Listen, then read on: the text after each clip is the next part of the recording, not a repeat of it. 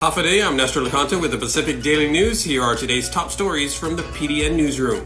The Supreme Court of Guam has upheld a ruling allowing the Attorney General to call staff from the governor's office before a grand jury to testify about an investigation of purchases made around Typhoon Mawar in 2023.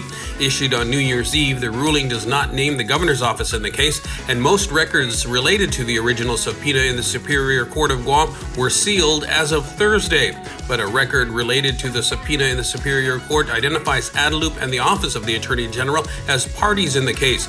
3 weeks after Typhoon Mawar hit Guam on May 14, 2023, a grand jury issued a subpoena commanding the custodian of records for the governor's office to appear and testify before a grand jury, a court records state. In other news, Governor Lou Leon Guerrero will be weighing in on who she thinks should be the next head of the Guam Visitors Bureau, as the call for a new leader for Guam's tourism recovery effort has drawn interest. While I cannot confirm any potential candidates, Governor Leon Guerrero will be submitting her recommendation for the next president of the Guam Visitors Bureau. Adelup Communications Director Crystal Paco San Agustin said Thursday, by law, GVB is headed by a general manager, but there has been widespread use of the term president. Paco San Agustin would also not respond to speculation about current public officials who Leon Guerrero might be recommending to the GVB board for the job. GVB Public Information Officer Lisa Bordallo confirmed that the Bureau has been receiving applications and encouraging people to apply, but Bordallo said she could not disclose who or how many people have applied so far.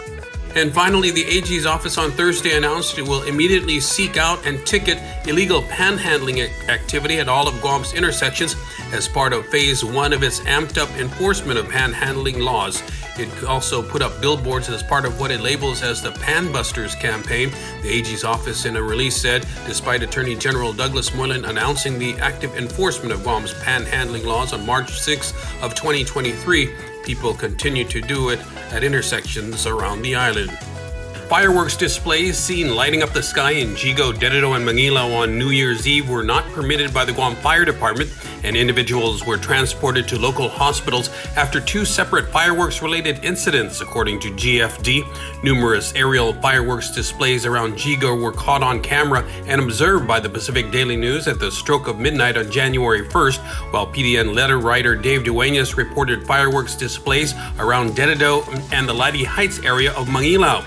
Legislation legalizing consumer-grade fireworks was passed by lawmakers and signed into law by Governor Lou Leon Guerrero in November of 2023, but the rules and regulations for fireworks sales are still pending, and no sellers have been permitted to legally import or sell consumer fireworks, said GFT spokesperson Lieutenant Nick Garrido Thursday.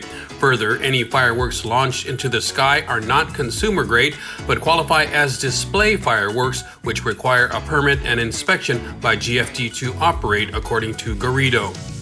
In other news, a man who was hit by two vehicles on New Year's Day has succumbed to his injuries, according to Guam Police Department spokeswoman Officer Berlin Savella. About 6 hours into 2025 on Wednesday, police and firefighters responded to a serious traffic crash involving a pedestrian on Marine Corps Drive near the intersection with Route 3 in Dededo.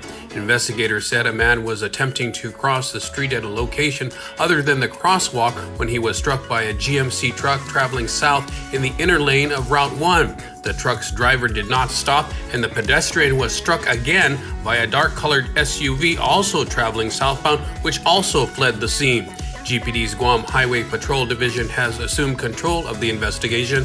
The pedestrian was transported to the Guam Regional Medical City, where he later died from his injuries.